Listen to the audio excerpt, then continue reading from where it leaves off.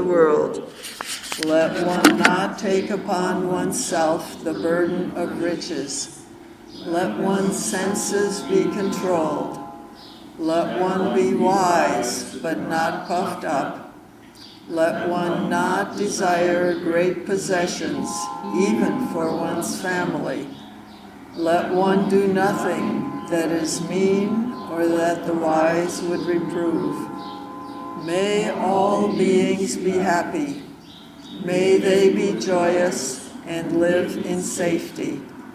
All living beings, whether weak or strong, in high or middle or low realms of existence, small or great, visible or invisible, near or far, born or to be born, may all beings be happy.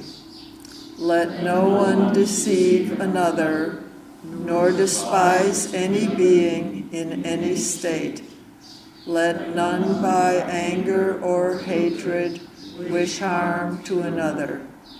Even as a mother, at the risk of her life, watches over and protects her only child, so with a boundless mind should one cherish all living things, suffusing love over the entire world, above, below, and all around without limit. So let one cultivate an infinite goodwill toward the whole world. Standing or walking, sitting or lying down, during all one's waking hours, let one practice the way with gratitude, not holding to fixed views, endowed with insight, freed from sense appetites. One who achieves the way will be freed from the duality of birth and death. So this is the Buddha's words recommending how we relate to other beings. And loving kindness meditation or metta meditation might be the Buddhist thing that's penetrated the main culture the farthest. How many people know the story of how these words came to be? Okay, it's a great story. And talking about this story is how I want to lead into the talk. So every time I look up the story, I find a different version. So I gave myself one of them, but I'm going to enhance it with some of the other things. So there were 500 monks who wanted to go on the rainy season retreat, which is normally 3 months long. It says here, after obtaining an object of meditation from the Buddha, went into the Himalayan forest to practice meditation. One of the versions says there was a village nearby where they could go beg for alms, and the people in the village were really excited about them being there because they would get to hear the Dharma. The trees in the forest welcomed them. There was water, there was shade, there probably were no mosquitoes. It was a wonderful, perfect place. And everything was great. So it says, initially the devas residing in the trees tolerated their presence, accepted them, welcomed them actually, but as they learned that the bhikkhus, the monks, would not leave so soon, they got disturbed because basically they had given up their homes. Every monk was sitting at the base of a tree. That was where they were sitting. And so it's like the house guest, it doesn't go away. Even though the tree devas were like enthusiastic about supporting the meditation of the monks. So they decided they needed to do something about it. They made noises. They dropped branches. They made bad smells. And they persisted in this until the bhikkhus became quite miserable. Some of them got sick. And they were unable, it says, to make any progress in their meditation. They decided to leave the place and reported their experiences to the Buddha. Who knows how many days they walked to find the Buddha and tell him this story. So the Buddha used his powers to survey where else they might go to do this retreat. And he found that there was no place else that was suitable except this particular forest. So he sent them back to this particular forest where they had been evicted. He taught them the Metta Sutta as an object of meditation and for their protection. The bhikkhus returned to the forest, chanted the Metta Sutta, and practiced metta meditation. The devas had goodwill toward the bhikkhus and looked after them. And at the end of the rains retreat, all 500 bhikkhus attained arhatship. Of course, it has to have a happy ending. And now I want to invite you to look inside and ask yourself, when I talked about the tree devas making decisions and doing things, what did you think? What kind of thoughts come up when we hear a story like this? Buddhism has lots of these stories with the Buddha as animals and so forth. I thought of a recent book by a German scientist about the secret lives of trees, and the complex ways in which they communicate to each other and outward. Wonderful. Did anybody, Carol, thanks. How wonderful. I had heard that story before, but I didn't know it was the origin of the sutta. And I don't know, I love the idea of the trees having spirits. Okay. And also the ability of the spirits to become impatient. I'm struck by there's a limit as to how far they will go. Wow. Now, did anybody think this was kind of silly and superstitious?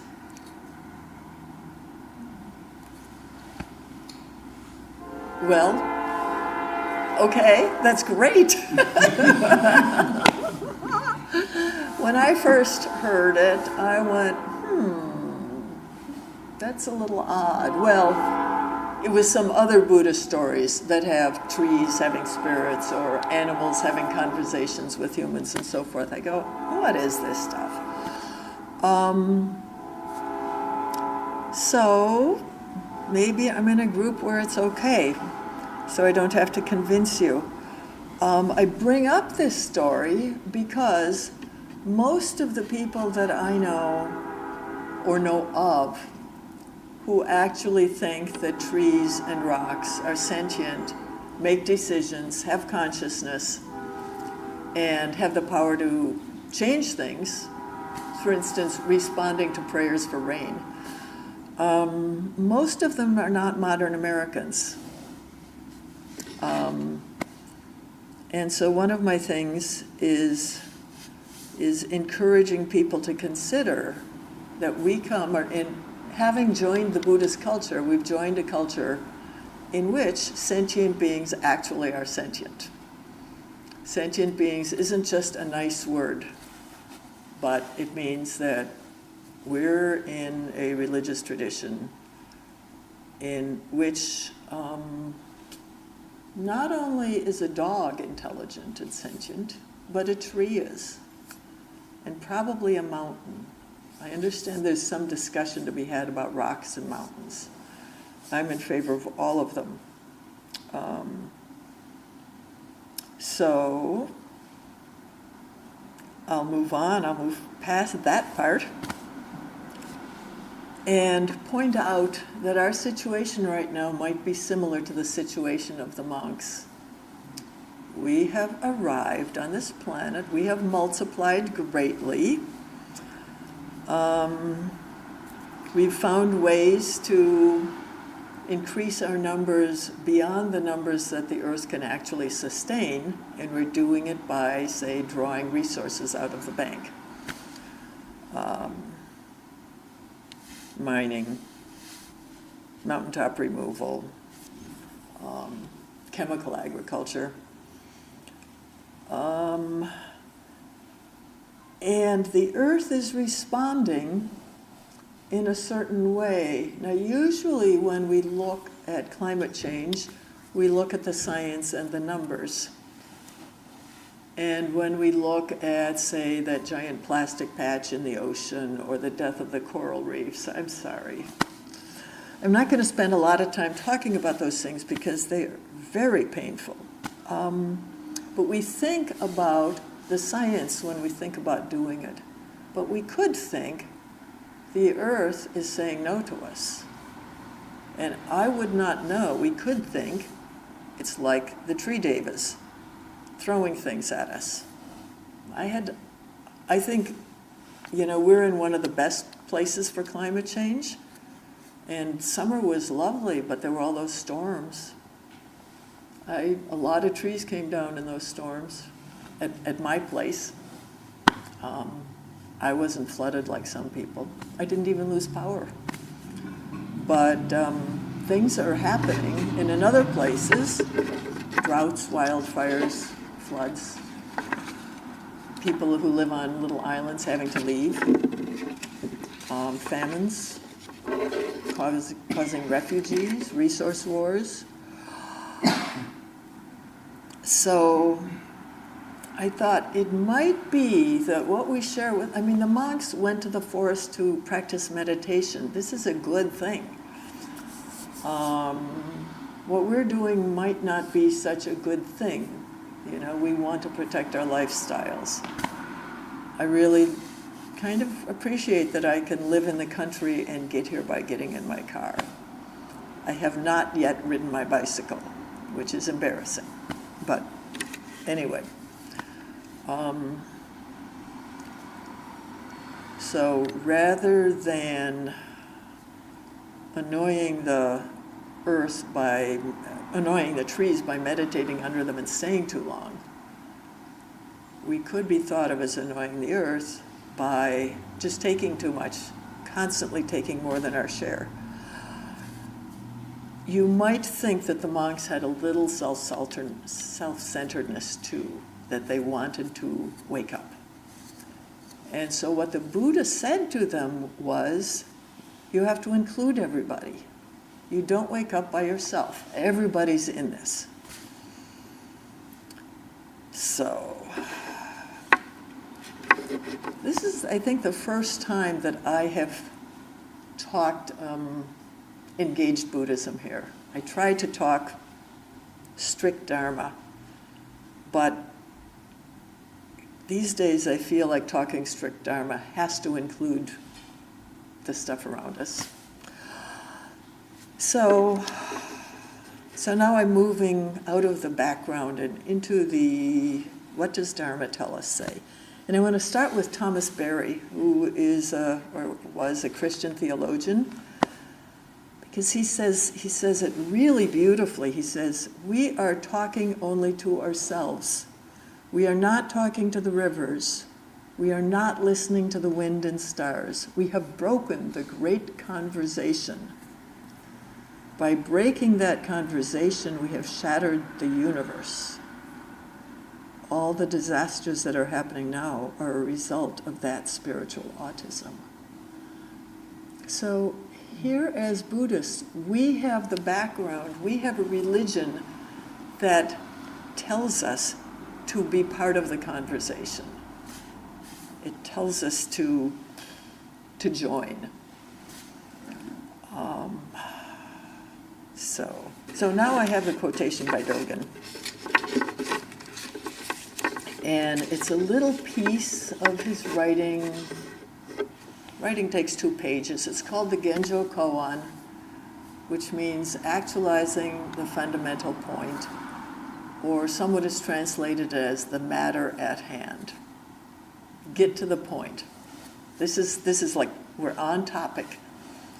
And I'm taking 2 sentences out of it. To carry yourself forward and experience myriad things is delusion. That myriad things come forth and experience themselves is awakening. To carry yourself forward and experience myriad things is delusion. So, this is what we usually do. This is what it's almost required to behave this way to get along in the society that we have. To, for instance, to promote yourself. If you write your resume, it better be a good resume. If you have a job interview, you better talk about your strengths. If you want people to listen to what you say, you carry yourself forward and then experience myriad things. So the myriad things is like everything. It's all the stuff around us. And isn't just experiencing what's happening, doesn't that just sound like what we do? It's like, okay, I'm here. Oh, the window's open, it's warm out, and I can hear the traffic. I'm experiencing myriad things. And so the second sentence is the contrast, that myriad things come forth and experience themselves is awakening. So there's the sound of traffic out there, and it's just happening. And there's Sam looking this way, and that's just happening. And there's church bells, and that's just happening. So in the context of we have to manage this body, and we have to manage our lives. For instance, we have to eat, and we have to sleep. And sometimes we have to protect ourselves from the cold. So within that context, what does it mean things come forth and experience themselves?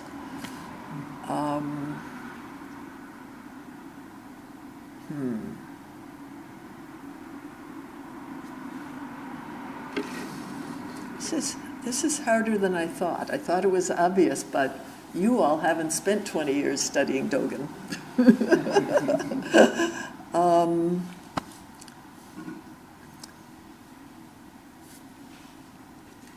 So everything and every being is just as real as I am. That's one thing. I remember when I was in high school riding the bus to school, and I would sit on the bus and I would look at the other people on the bus and I would think, wow, that person has a different mind from me. It just was astounding. I could not imagine it. I mean, I kept trying to imagine it. Just like, how interesting. Everybody has their own past, their own future, their own present, their own experience, and so does the flower, so does the tree, so do the birds, which I don't see today, so does the sky. Everything has its own experience. And there are a lot of different definitions of what awakening or enlightenment means. But Dogen here is saying, you get it, that these things, everything has its own consciousness, you're awake. So,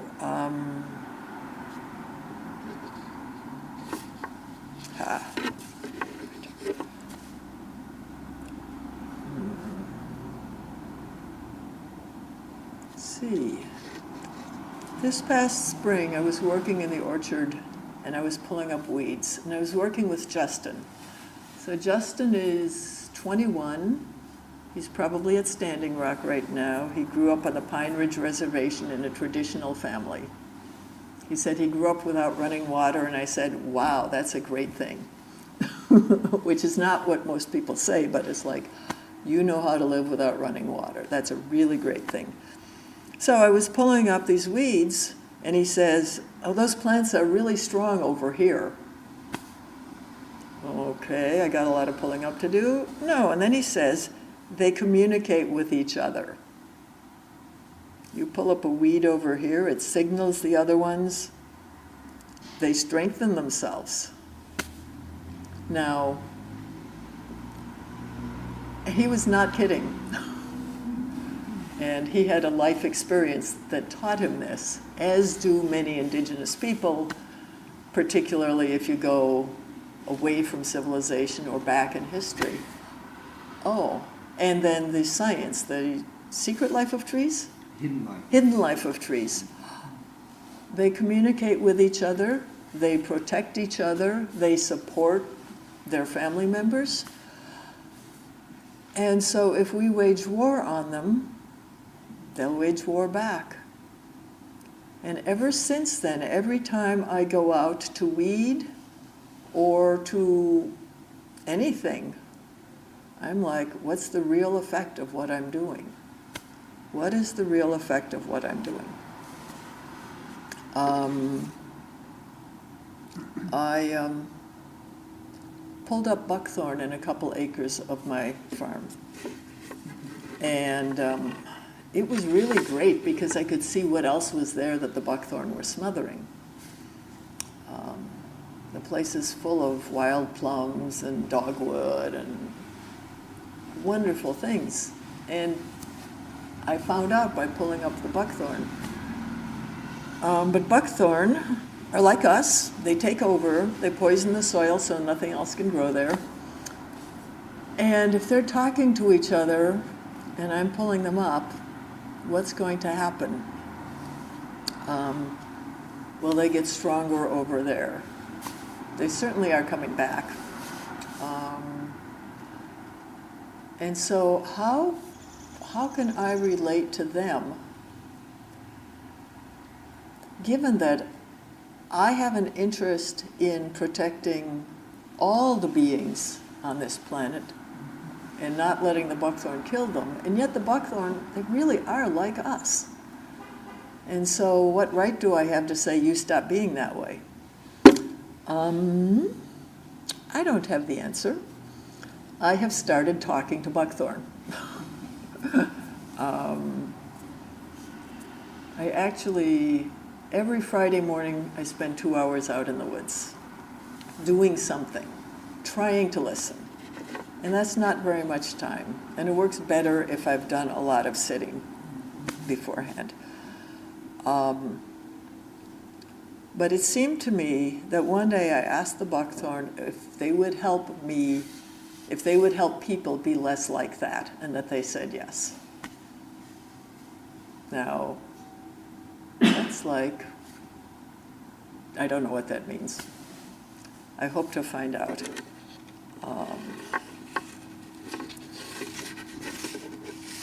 But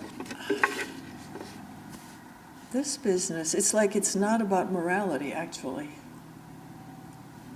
It's actually, none of it is about morality, because morality sounds like I'm this special person who has to be moral.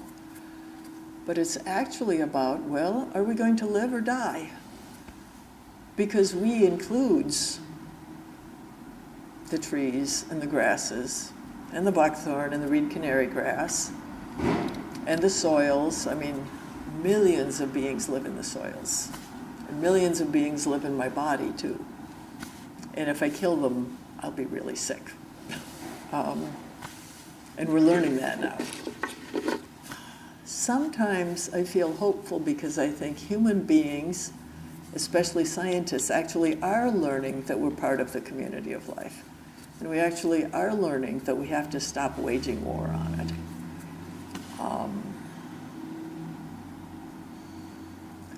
And for me, all summer long, what has been noticing is how much my habit is to be in the mode of war. I mean, it's just really sad. War is my habit. And then we have this projected out on a screen in front of our very eyes in North Dakota. Oh, these people are doing sweat lodges and prayers, wearing traditional clothes, and have no weapons. Those people have weapons. They want to put their pipeline through, and they're They have shot a horse with live ammunition, which I'm sure they don't think matters. But they have only shot people with rubber bullets and tear gas and broken arms and, left youth naked in cells and things like that. And so this war that I'm seeing whenever I go out to weed or think, I'm preferring my apple trees over the grasses, and I'm preferring the plums over the buckthorn, and I see myself warring on the ones I don't prefer. And then I look out there, and I see people who claim to represent me, making war on people who I really feel an affinity for. And then I get in my car and I drive my car.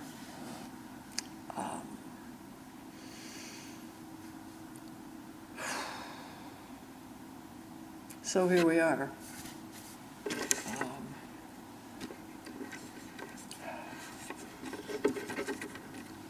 I've brought us into a stuck place. And I live in this stuck place a lot. But let me read a couple of things. Well, first I'll discuss. My teacher, Shohaku Okumura, will mention sometimes the way we have of seeing everything as a resource for our own use. And it's not like this started with Western civilization or with capitalism or anything like that. It didn't start there. This is ancient. It's just the balance is a little off now. It's like, oh, what can we do that's not seeing the world as a resource for my use or for my family? This forest is a wonderful place to practice meditation, and maybe I'll get enlightened this time around. Let one not be submerged by the things of the world. Let one not take upon oneself the burden of riches. Let one not desire great possessions, even for one's family. May all beings be happy. Even as you would watch over and protect your only child, with a boundless mind, cherish all living things, suffusing love over the entire world. It's like he doesn't give us any place to go here. There's no hiding. Nothing is allowed except love.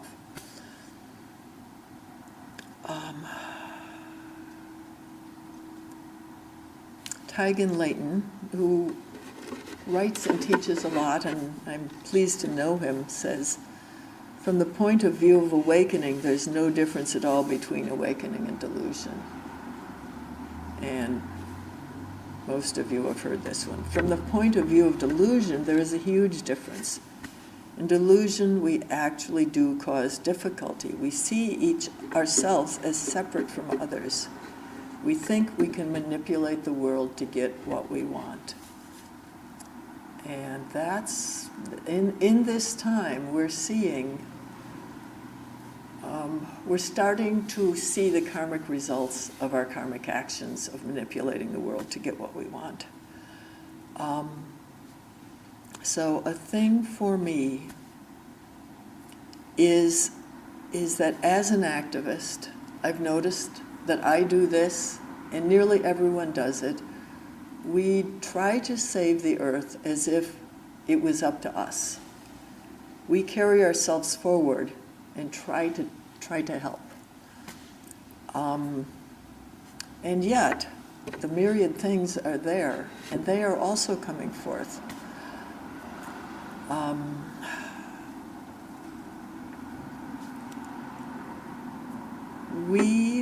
So I've started praying and talking to mountains. I've started asking them to help. And I've noticed, and then I have to confess this, and I'm always expecting to be in trouble. I'm always expecting people to laugh at me. Well, I avoid the people who definitely would laugh at me. But I still notice that people are more interested and more friendly towards this thought than I expect them to be.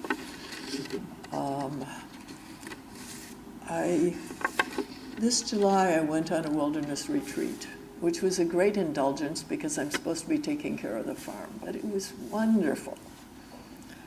And in the mountains, having hours of meditation every day and the good company, the conversations about Dharma and about taking care of, how do we act towards the earth. And then they sent us up for a solo for a couple of days. And in that solo, I found myself having conversations with flowers and with mountains. There was one time when the mountain was really slow. I was like, what are you saying? The flowers were a little faster, but it was very slow because I'm not good at this. I do not have a lifetime background of thinking that you can listen to trees. It's a concept for me. Anyway, so this mosquito came up, as they do there in the late afternoon, unlike here. And it was buzzing me. There were probably several of them. And I said, could you wait, please? I'm talking to the mountain. They went away. I have a friend. Well, no, you know Myo. Myo has a story of some time when the mosquitoes were buzzing her and she chanted the Metta Sutta and they went away. It's like, we are not alone. And if we let ourselves have the consciousness of small children don't usually objectify things until we teach them to. Small children think things are alive. Or a person of a culture that grew up as part of the earth instead of as controlling it. If we work our way towards that consciousness, there's hope. There's hope. As far as I know, climate change and the consequences of Fukushima and chemical things and so forth have taken us beyond what humans can fix. It's like, it's too late. And I'm in 2 Facebook groups that have to do with what's called near-term human extinction, and yet I don't really believe it. And I think the reason that I don't believe it is because I don't think we're alone. And I'm insisting that we're not alone. And if the winds and the oceans and the rivers and the trees and the mountains decide to help us survive, well, I'm just staying open to that possibility. We have a lot of power to destroy, and we haven't learned much about giving life. But everybody else who's been here longer than us knows a lot about giving life to things. Ooh.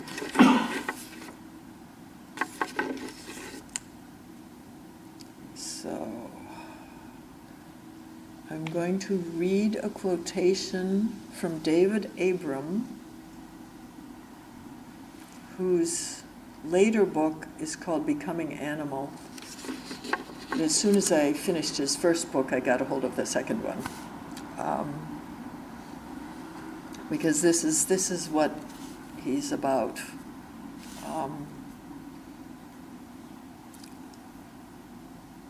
As soon as we breathe out, letting mind flow back into the field that surrounds us, we feel a new looseness and freedom.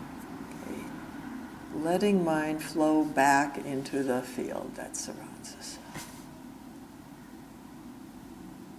I know a biologist who says, my other half.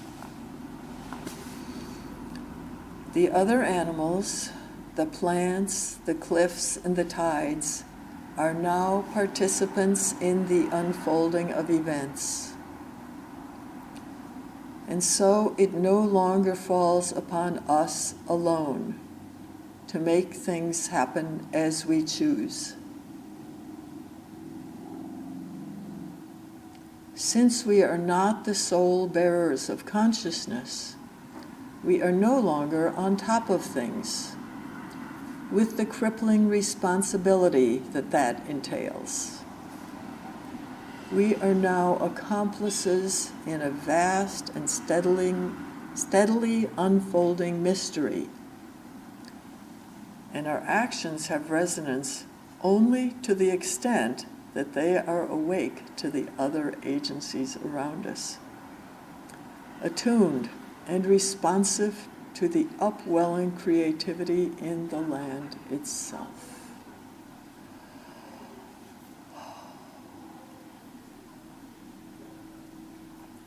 I don't think I've ever said this directly and this clearly.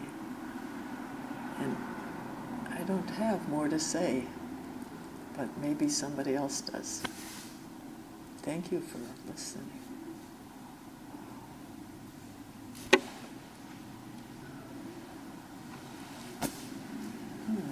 I was going to talk about when I first heard of engaged Buddhism as the Thich Nhat Hanh. He talks about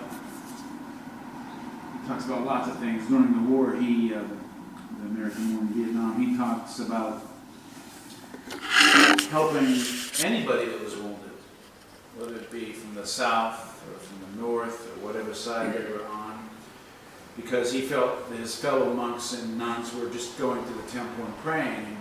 And I'm not sure if they were praying with who they were praying to, or just praying, whether they were praying with the environment or with the other human beings, whatever, I don't know. But what I took from that out of that over the years, and I extrapolated for myself, was I can't find peace anywhere out there. I have to find it. I have to be kind to myself. I have to be compassionate with myself. And that was when I started to understand that on that level, where I could forgive myself and understand that there is a hope, that I had the ability to make change with the things that I could. But it's limited in terms of what goes on in the world. Many years ago, Pamela and I invested in solar energy in Arizona 10 years ago. And we had a house that was off the grid. And now we have one here that we have solar. We have the solar lawnmower, we have a Prius, and all those little things that we try to do. We compost, just the little things that we do.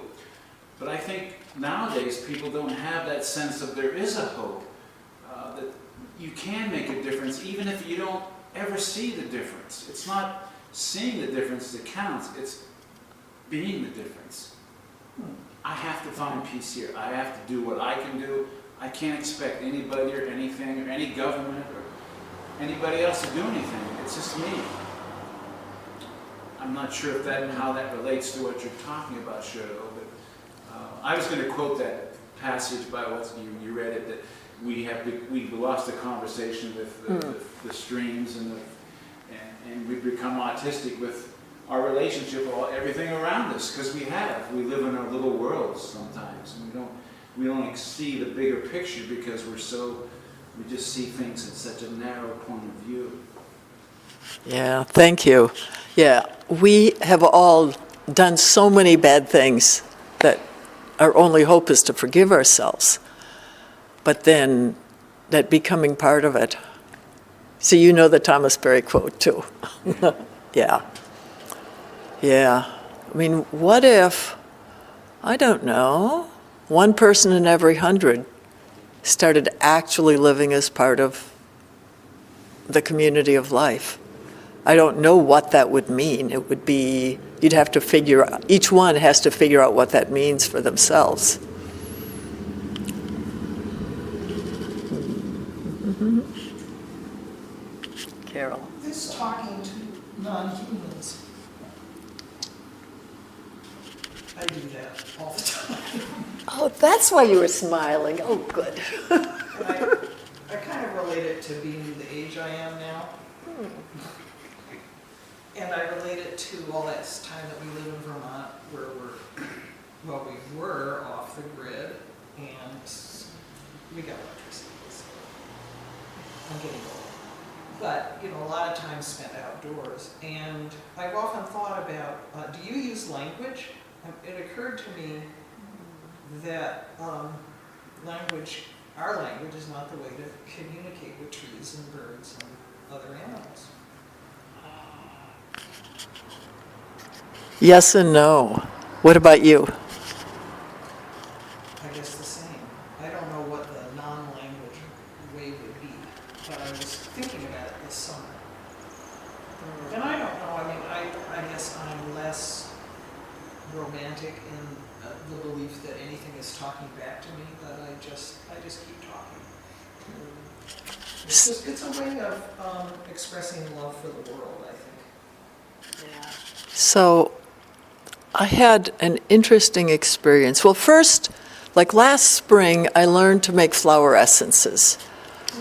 My friend Martin is apparently the local expert in this, and he came out to the farm, and we had a very tiny class, and we spent the day. Because what you do is you can't touch them, you ask for a volunteer, and the flower that is willing to be taken, and he's good at listening. See, he's much more tuned into this stuff than I am, because that's what he does. You take it and you put it in a glass bowl of water, and then you sit with it in the sun for hours until it's finished, until it's given its essence to the water. And then you take the water and you add brandy and you make this thing, which actually has effects on people. People use it a lot for emotional work. The Dr. Bach, who started the whole thing, used it for physical illnesses. Anyway, so when I went up into this alpine meadow, and it was just raging flowers. I could not believe how many flowers there were. And they changed as I got higher, different flowers. And I kept thinking, oh, I wish I could make a flower essence with all of them. But of course, I didn't have equipment, and there were too many. So finally, on the last day before I went back, which was just the second day, but anyway, in the afternoon, I was like, well, so I can't. So what can I do? And I sat down next to this white flower, it was very pretty, and tried to get a feel for it. It's like we would say hear, but it's more, it's not just hearing senses. And I would feel like some quality was sent to me, and then I asked some questions, and I would try to feel for the answer. And so it went on like that.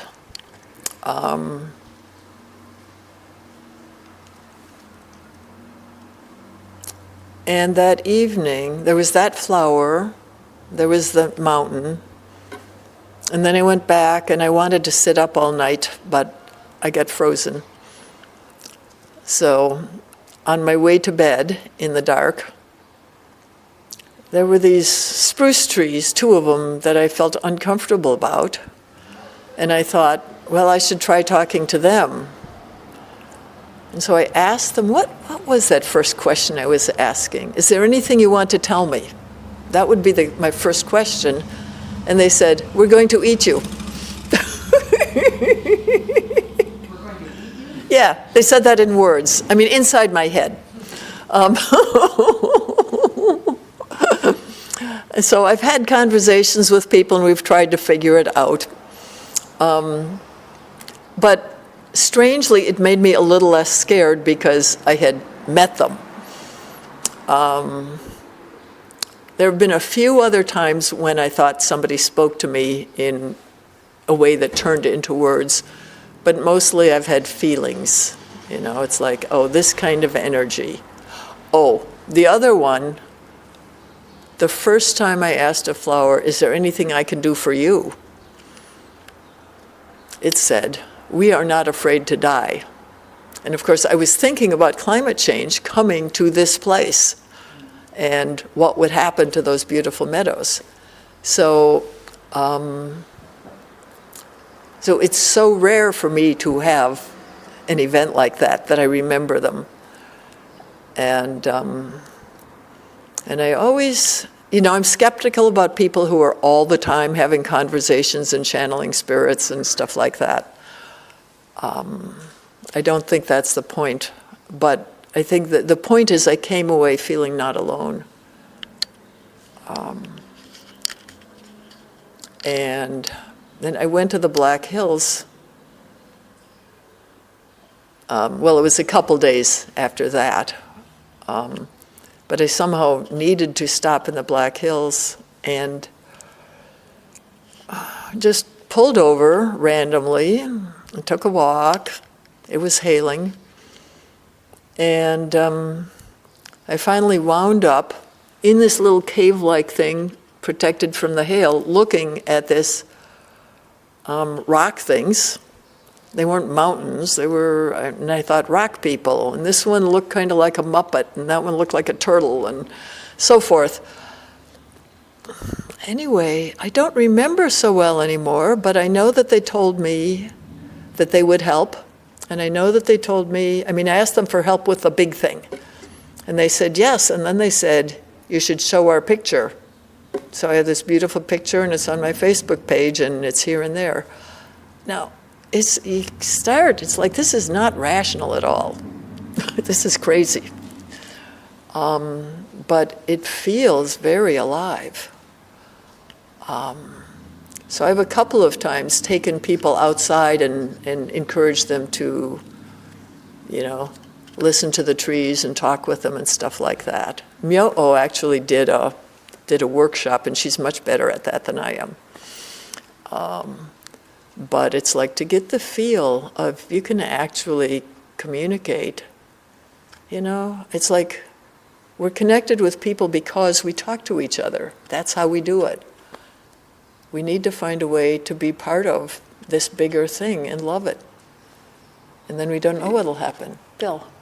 I can't help but mention this as inspiration to talking to the trees and talking to nature.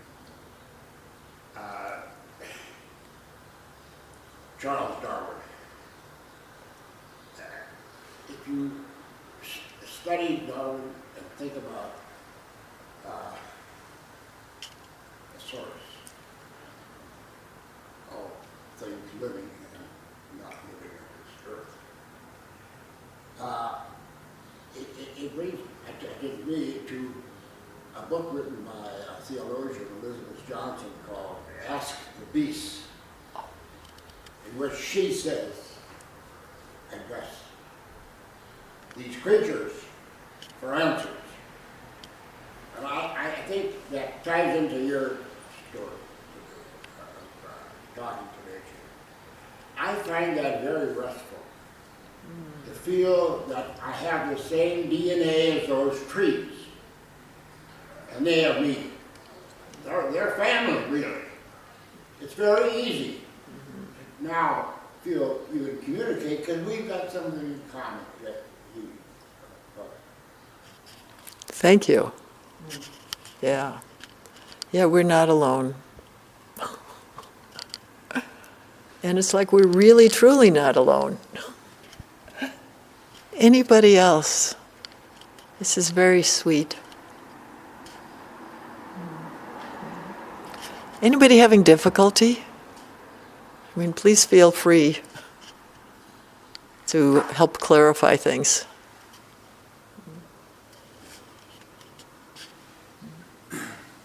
I'm, with the whole broad theme of engaged Buddhism, I kind of take the approach that the first condition of samsara is we're born. So we're born and we don't have any choice about it. We're here. And so my whole process has been learning not to struggle with the conditions of being born, which are messy and unpleasant, and it's very hard to accept that. And so where do you look for guidance? And what people say is very contradictory. People's views I hold as often source of problems more than solutions. And so going out into nature and sitting down under a tree, putting your hand down, that's all seems to be the way you should engage yourself with the world. And as far as listening to trees, I kind of feel like my instincts are to let go of words. Like there is no, I don't talk to trees, but when you're out there with them, there's something there.